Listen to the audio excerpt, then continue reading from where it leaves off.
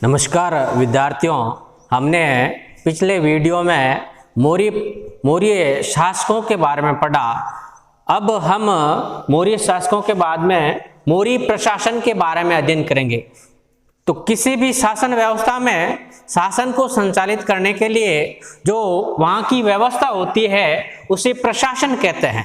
शासन संचालन करने के लिए जो नियम होते हैं, जो अधिकारी हुआ करते हैं, उसे प्रशासन कहते हैं। तो मौर्य प्रशासन की जानकारी हमें किससे प्राप्त होती है? तो महत्वपूर्ण पुस्तक है मौर्य प्रशासन की जानकारी हमें इंडिका से प्राप्त होती है। दूसरी पुस्तक है अर्थशास्त्र और अभिलेख, अशोक के अभिलेख। इन से हमें मौर्य प्रशासन की जानकारी प्राप्त होती है। इंडिका की रचना किसने की थी? मेगास्थनीज ने। इंडिका की रचना किसने की थी? मेगास्थनीज। और अर्थशास्त्र की रचना की थी चाणक्य ने।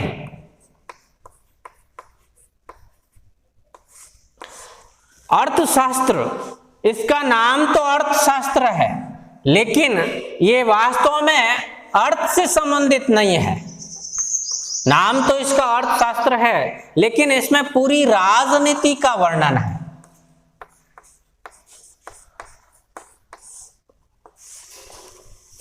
तो मौर्यकालीन प्रशासन की जानकारी हमें अर्थशास्त्र से प्राप्त होती है। अर्थशास्त्र की रचना चाणक्य ने की। चाणक्य का नाम ही कौटिल्य और विष्णुगुप्त।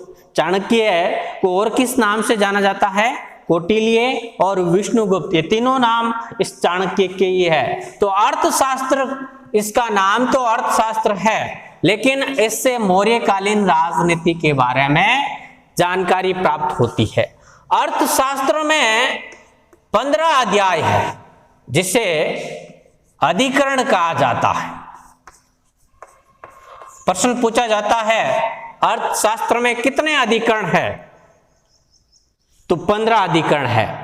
अर्थशास्त्र में मूलतः किसकी व्याख्या की गई है? क्या लिखा गया है अर्थशास्त्र के बारे में या राजनीति के बारे में? तो मौर्य प्रशासन की संपूर्ण राजनीति के बारे में अर्थशास्त्र से ज्ञान होता है। इसका एक छठा अधिकरण है, जिसमें राज्य के सप्तांग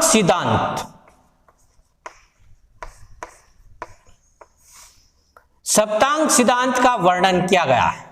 प्रश्न पूछा जाता है कि चाणक्य की या कौटिल्य की अर्थशास्त्र से किस अध्याय से हमें राज्य के सप्तांग सिद्धांत की जानकारी होती है? तो छठे अध्याय, राज्य के सप्तांग सिद्धांत की जानकारी हमें छठे अध्याय से प्राप्त होती है, जिसमें यानी राज्य के सप्तांग सिद्धांत यानी 7 अंग होंगे। किसी राज्य या प्रशासन को संचालित करने, या राज्य कब कहलाएगा? जब उस राजा के पास में 7 अंग होंगे। तो राज्य के सप्तांग अंग कौन कौन से हैं? पहला है राजा, दूसरा है अमात्य, तीसरा है दुर्ग, चौथा है जनता, लोग, और अगला है मित्र, और अगला है कोष। जब किसी राजा के पास में ये 7 ही वस्तुएं हैं तो वह क्या कहलाएगा? राज्य। तो कौटिल्य ने अर्थशास्त्र के किस अध्याय में सप्तांग तो कौटिल्य ने अध्याय 6 में सप्तांग सिद्धांत बताया कि राज्य कब कहलाएगा? राज्य कब कहलाएगा? जब किसी के पास में 7 वस्तुएं, राजा होगा, अमात्य होगा यानी प्रधानमंत्री, अमात्य प्रधानमंत्री, और उसके पास में दुर्ग होगा। अगर राजा के पास में दुर्ग नहीं है तो दूसरे उसके ऊपर आक्रमण करके उसको विजित कर लेंगे और उसके राज्य को नष्ट कर देंगे। तो किसी राज्य के पास में दुर्ग होना आवश्यक है। और जनता, राज्य के लिए सबसे आवश्यक है वो बिंदु है जनता। जब जनता होगी तभी राजा शासन करेगा, अगर जनता नहीं होगी तो राजा किसके ऊपर शासन करेगा। और इसका अगला अंग है मित्र। किसी भी राजा के ज्यादा से ज्यादा पड़ोसी राज्य मित्र होंगे तभी उसका राज्य सही ढंग से संचालन होगा। अगर उस राजा के मित्र नहीं है तो जब कोई उस विदेशी उसके ऊपर आक्रमण करेगा तो उसकी सहायता नहीं हो पाएगी, तो उसका राज्य नष्ट हो जाएगा। और राज्य के संचालन करने के लिए सबसे महत्वपूर्ण वस्तु है वो कोष। अगर कोष होगा तो वो प्रशासन का सही ढंग से संचालन करेगा, अच्छे से अच्छे अधिकारी की नियुक्ति करेगा, और नियुक्ति करेगा तो उसकी शासन व्यवस्था सही ढंग से होगी। और अगला है 7वां बिंदु क्षेत्र। जब राज्य के पास राज्य का क्षेत्र होगा तभी राजा शासन संचालन करेगा। तो अध्याय 6 में राज्य के सप्तांग सिद्धांतों का वर्णन किया गया है। मैं राजा के बाद में जो महत्वपूर्ण स्थान था वह था मंत्रिण का। राजा के बाद में जो महत्वपूर्ण स्थान था प्रशासन में वो किसका था? मंत्रिण।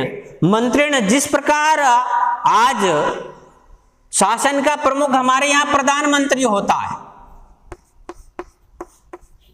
उस समय मौर्य काल में शासन का प्रमुख राजा हुआ करता था। और जिस प्रकार वर्तमान में प्रधानमंत्री की सहायता और शासन का संचालन करने के लिए कैबिनेट मंत्री है, उसी प्रकार मौर्य प्रशासन में मंत्री हुआ करते थे और मंत्रियों की संख्या बहुत ही कम हुआ करती थी। जिस प्रकार कैबिनेट की संख्या बहुत ही कम हुआ करती है, कैबिनेट मंत्री, तो इस मंत्रिण की संख्या भी बहुत ही कम हुआ करती थी।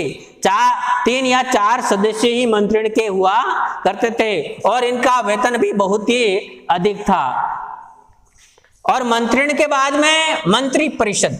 जिस प्रकार मंत्रिण यानी कैबिनेट मंत्रियों की संख्या बहुत ही कम होती है और मंत्री परिषद की संख्या ज्यादा होती है, उसी प्रकार मौर्य प्रशासन में भी मंत्रिण की संख्या कम और शासन का संपूर्ण कर्तव्य इन्हीं के हाथों में था। और मंत्री परिषद इसका विस्तार, इसमें अधिक लोग हुआ करते थे और शासन के महत्वपूर्ण कार्य करते थे। इसके बाद में अधिकारी। मौर्य प्रशासन में अधिकारी, जो महत्वपूर्ण अधिकारी हुआ करते थे, उनको तीर्थ कहा जाता था। प्रश्न पूछा जाता है कि तीर्थ किसे कहा जाता है, तो मौर्य प्रशासन में उच्च अधिकारियों को तीर्थ कहा जाता है। और तीर्थों की संख्या 18 हुआ करती थी। मौर्य प्रशासन में कितने तीर्थ हुआ? जैसे हमारे यहाँ पर अलग अलग विभाग है, वर्तमान में सरकार शासन संचालन करने के लिए विभाग है। जैसे शिक्षा विभाग है, शिक्षा विभाग है, चिकित्सा विभाग है। उसी प्रकार मौर्य प्रशासन में विभाग के स्थान को तीर्थ कहा जाता था। तो मौर्य प्रशासन में उच्च अधिकारियों को क्या कहा जाता था? तीर्थ। तीर्थ के बाद में नगर प्रबंध।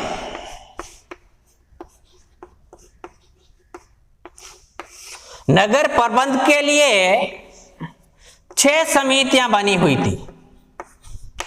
मौर्य प्रशासन में नगर प्रबंध करने के लिए 6 समितियां बनी हुई थी और एक समिति में 5 सदस्य, एक समिति में 5 सदस्य हुआ करते थे। तो मौर्य प्रशासन में नगर का प्रबंधन कितने समितियों के द्वारा किया जाता था? 6 समितियों। एक समिति में कितने सदस्य हुआ करते थे? तो 5 सदस्य हुआ करते थे। तो 6 समितियों में कुल कितने सदस्य होंगे? तो 30 सदस्य। ये 30 सदस्य मिलकर के नगर का प्रबंध करते थे, नगर का शासन संचालन करते थे, व्यवस्था करते थे। और नगर का जो प्रमुख हुआ करता था, नगर का प्रमुख मौर्य प्रशासन में नगर के प्रमुख को नागरक कहा जाता था। प्रश्न पूछा जाता है कि मौर्य प्रशासन में नगर के प्रमुख को क्या कहा जाता था, तो नगर के प्रमुख को नागरक कहा जाता था। और जो महत्वपूर्ण अधिकारी थे शासन संचालन करने के लिए, उनको तीर्थ कहा जाता था। और इन तीर्थों की नियुक्ति राजा स्वयं करता था।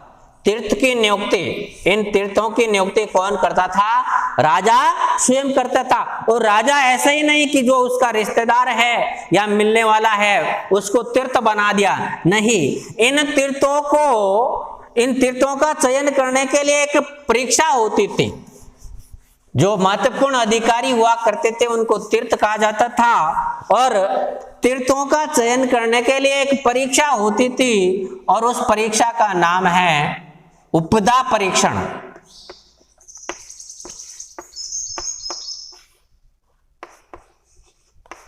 प्रश्न पूछा जाता है कि भाई मौर्य प्रशासन में महत्वपूर्ण अधिकारियों की नियुक्ति के लिए कौन सी परीक्षा होती थी, तो उपदा परीक्षण। मौर्य प्रशासन में महत्वपूर्ण अधिकारियों की नियुक्ति उपदा परीक्षण के माध्यम से होती थी।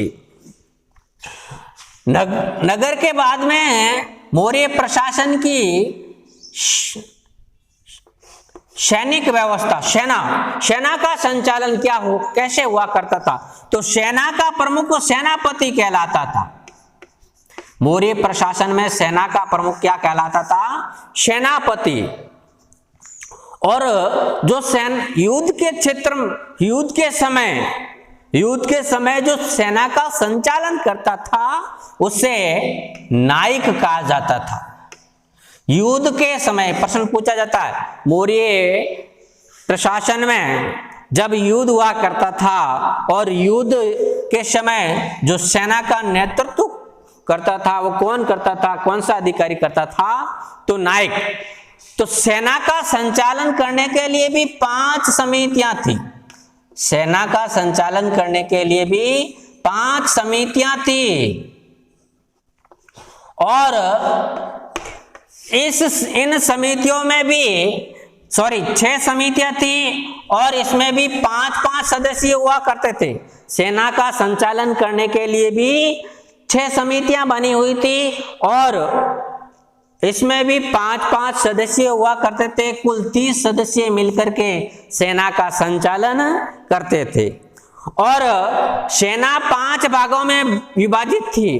अश्व सेना, हस्ती सेना, पैदल सेना, घुड़सवार सेना। तो इस प्रकार मौर्य प्रशासन में सेना बहुत ही शक्तिशाली हुआ करती थी और सेना के माध्यम से ही जो शासक है संपूर्ण क्षेत्र में अपना साम्राज्य विस्तार करते थे और शासन का संचालन करते थे।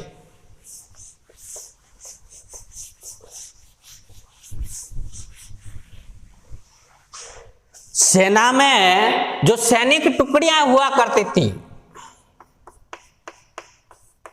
जो सैनिक टुकड़ियां या छोटे छोटे दल हुआ करते थे उसको गुल्म कहा जाता था।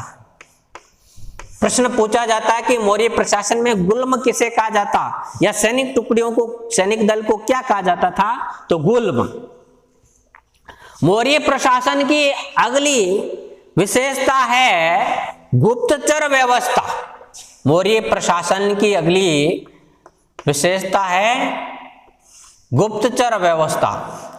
ये महत्वपूर्ण जो अधिकारी हुआ करते थे वह राज्य के प्रति विश्वास पात्र है या नहीं, ऐसे अधिकारियों और जो प्रशासन के सदस्य थे उनका गुप्तचर नियुक्त किया जाते थे कि भाई वे शासन के प्रति वफादार है या नहीं है। तो गुप्तचर के प्रमुख को क्या कहा जाता था, महामात्य परसर्प।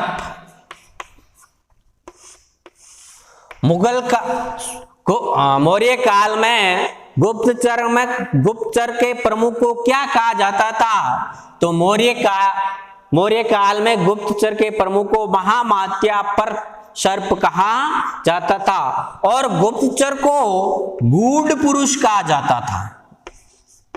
गुप्तचर को गूढ़ पुरुष कहा जाता था।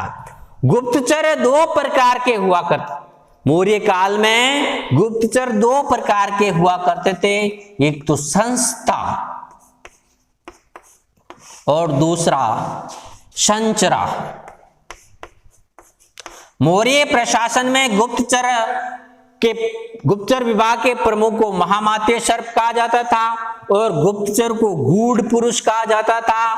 गुप्तचर दो प्रकार के हुआ करते थे, एक तो संस्था जो एक ही स्थान पर रह करके गुप्तचर करते थे वह संस्था कहलाता था, और संचरा जो घूम घूम करके गुप्त जानकारी राजा को देते थे तो उनको संचरा कहा जाता था। तो मौर्य प्रशासन में गुप्तचर विभाग दो भागों में बटा हुआ था, संस्था और संचरा। इसके बाद में गुप्तचर व्यवस्था के बाद में मौर्य प्रशासन की अगली विशेषता है न्याय व्यवस्था।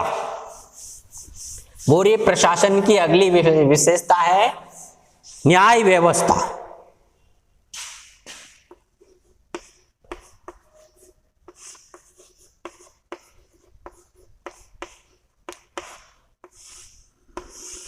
मौर्य प्रशासन में न्याय व्यवस्था में राजा सबसे प्रमुख न्यायाधीश हुआ करता था। जिस प्रकार मौर्य प्रशासन में शासन दो प्रकार के होते हैं, एक तो राजतंत्रात्मक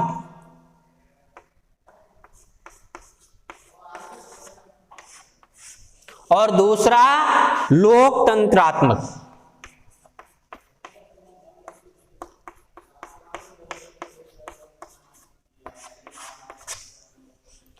तो राजतंत्रात्मक में राजा का पुत्र ही राजा होता है, जनता का उसके ऊपर किसी प्रकार का कोई अधिकार नहीं होता है। तो राजतंत्रात्मक व्यवस्था निरंकुश होती है। राजतंत्रात्मक व्यवस्था निरंकुश होती है, यानी जनता का राजा के ऊपर किसी प्रकार का कोई अधिकार नहीं होता था। तो मौर्य प्रशासन निरंकुश था, राजतंत्रात्मक व्यवस्था थी। जैसे वर्तमान में लोकतंत्रात्मक व्यवस्था है, लोकतंत्रात्मक व्यवस्था में शासन के प्रमुख के ऊपर जनता का अधिकार होता है, वह जनता के अहित में कोई भी कार्य नहीं कर सकता है। तो न्याय व्यवस्था दो प्रकार की हुआ करती थी, एक तो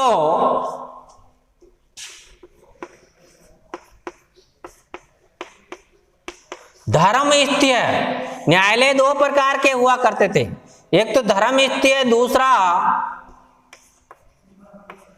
कंटक शोधन।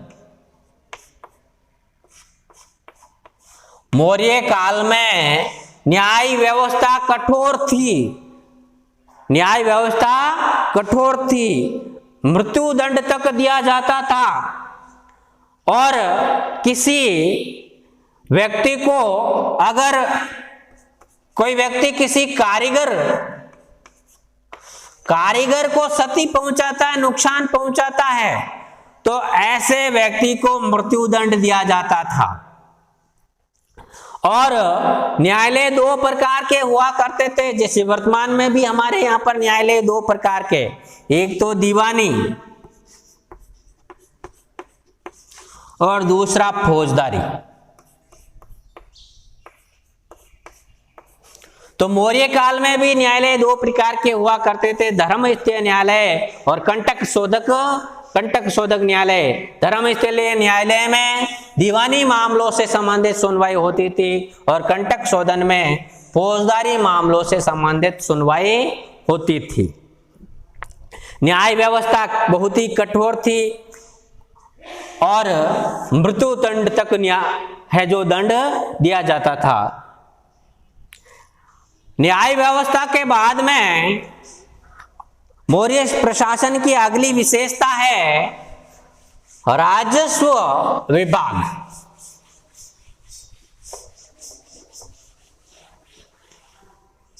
राजस्व विभाग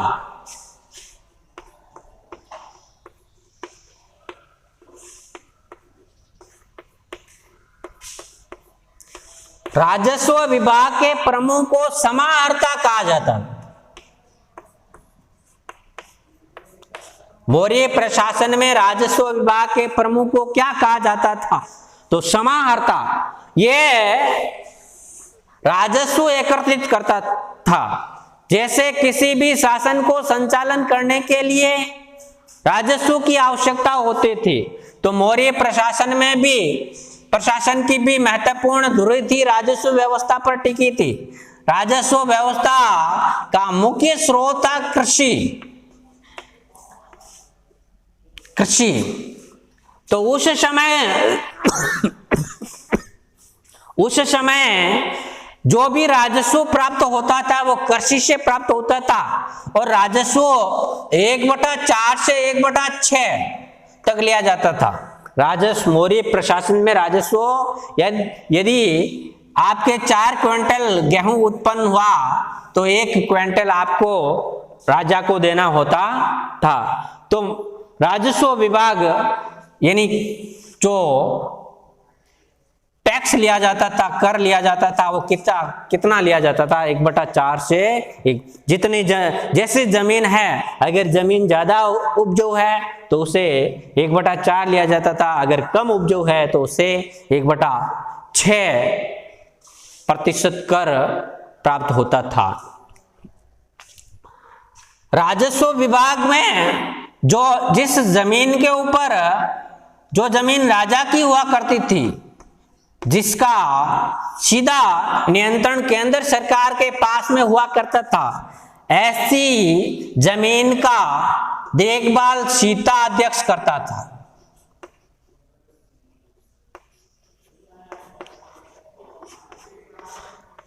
जो जमीन राजा की हुआ करते थे, उस जमीन का देखभाल और उसके ऊपर कृषि करने का कार्य किसका कार्य हुआ करता था? सीता अध्यक्ष का।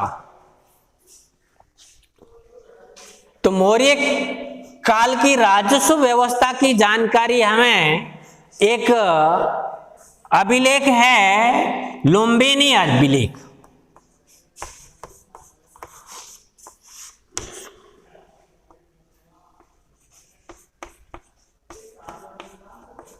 लुम्बिनी अभिलेख से हमें प्राप्त होता है कि सम्राट अशोक अपने शासन के 20वें वर्ष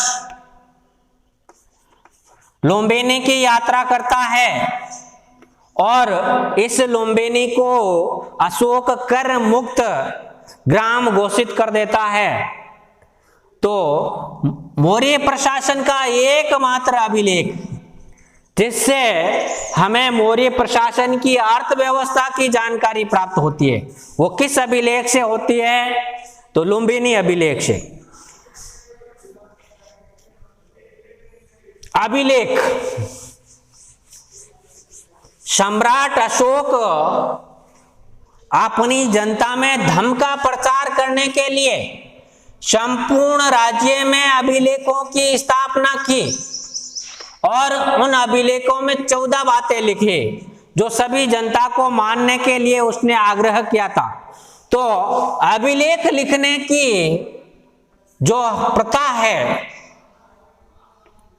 वो अशोक ने कहां से सीखी थी? सबसे पहले अभिलेख मौर्य प्रशासन में चंद्रगुप्त ने भी 2 अभिलेख लिखे थे। अशोक से पहले किस शासक ने भारत में सबसे पहले अभिलेख लिखने का कार्य किया? तो चंद्रगुप्त। अशोक को अभिलेख लिखने की जो शिक्षा है वो ईरानी शासक दारा से अशोक को अभिलेख लिखने की शिक्षा प्राप्त हुई।